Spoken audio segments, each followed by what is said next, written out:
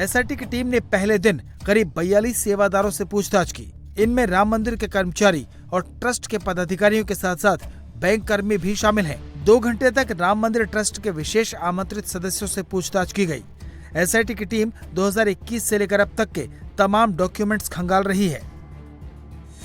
सूत्रों की माने तो शुरुआती जांच में पता चला है कि जो लोग चढ़ावे की गिनती करने की व्यवस्था में शामिल थे, उनकी संपत्ति अचानक बढ़ गई। जो पहले ऑटो रिक्शा चलाता था वो करोड़पति हो गया। जो मेडिकल स्टोर चलाता था उसने आलीशान बिल्डिंग बनवा ली। बताया जा रहा है कि इसकी शिकायत काफी पहले ट्रस्ट से की गई थी, लेकिन ट्रस्ट ने इस पर ध्यान नहीं दिया। राम मंदिर में कुल 6 दान पात्र लगे हैं। मंदिर आने वाले लाखों करोड़ों भक्त इन दान पात्रों में चढ़ावा डालते हैं। रोज शाम को दान पात्र खोले जाते हैं। कैश जेवरों की गिनती होती है। आरोप है कि यहीं पर चोरी की गई।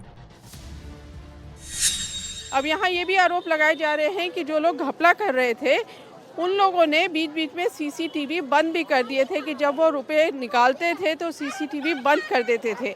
अब ये आरोप सच है कि नहीं, ये भी एसआईटी की टीम जानेगी। और जो यहाँ पे काम करने वाले राम मंदिर में लोग हैं, जो ट्रस्ट के लोग हैं, उनसे भी पूछताछ होगी और ख़ास तौर से जिनके नाम ज़्यादा आ रहे हैं उनसे पूछताछ होगी। अब इस मंदिर में अभी तक 3000 करोड़ रुपए का चढ़ावा आ चुका है और लोग बहुत बड़ी तादाद में जो श्रद्धालु आते हैं, अंदर आप जाएंगे तो 2 यहाँ पे डोनेशन सेंटर ट्रस्ट ने बना रखे हैं।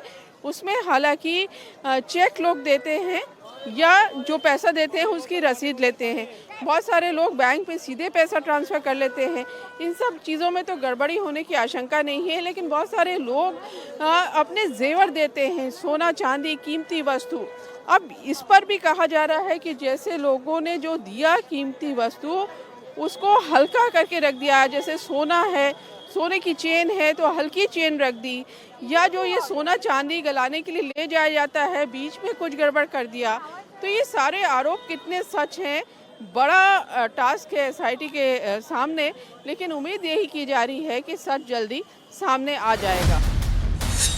राम मंदिर में आने वाले चढ़ावे की राम जन्मभूमि परिसर के अंदर ही बने एक सीक्रेट रूम में गिनती होती है। यहाँ बाहरी लोगों की एंट्री पूरी तरह बैन है। जिस वक्त चढ़ावे की गिनती होती है, रूम में 50 कर्मचारी मौजूद रहते हैं। ये 3 तरह के होते हैं। पहला 24 कर्मचारी, इनका काम नोट गिनकर बंडल बनाना है और ये कर्मचारी प्राइवेट एजेंसी के जरिए ट्रस्ट ने रखे हैं। दूसरा 12 कर्मचारी, ये सभी ट्रस्ट के कर्मचारी हैं जो एजेंसी के 24 कर्मचारियों पर नजर रखते हैं, यानी एक कर्मचारी एजेंसी के 2 कर्मचारियों पर नजर रखता है। और तीसरा 14 कर्मचारी, इनमें एसबीआई के कर्मचारी और टीसीएस की ऑडिट टीम के सदस्य होते हैं।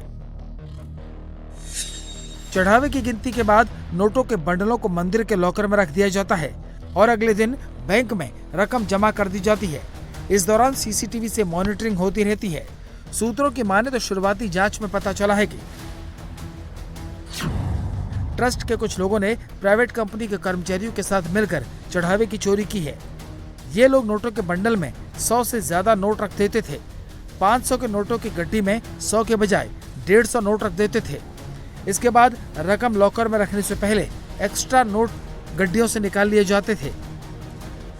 इस पूरे मामले में सबसे ज्यादा शक उन लोगों पर है जिनकी संपत्ति कुछ सालों में कई गुना बढ़ गई है। एसआईटी के रेडार पर जो कर्मचारी हैं, उसमें सबसे ज्यादा चर्चा रामशंकर यादव उर्फ टिन्नू यादव की है, जो कुछ साल पहले तक ऑटो रिक्शा चलाता था। फिर वो ट्रस्ट के महासचिव चंपत राय का ड्राइवर बना। इसके बाद ट्रस्ट के कामकाज में इसका दखल बढ़ गया। सूत्रों की माने तो जो लोग चढ़ावे की रकम गिनते थे, उन पर निगरानी रखने की जिम्मेदारी टिन्नू यादव की थी।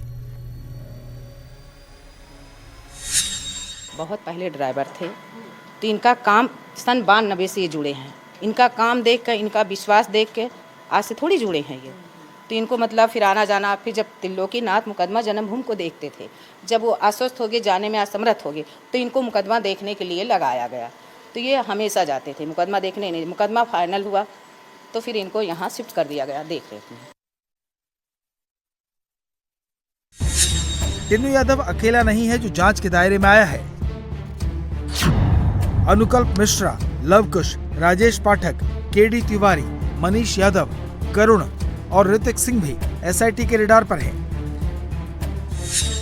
ये वो लोग हैं जिनकी तनख्वाह तो महज 15 से 22 हजार थी, लेकिन ये भी पिछले 5 सालों में करोड़पति हो गए। इनके लाइफ स्टाइल बदल गई, महंगी गाड़ियां और जमीनें खरीद ली।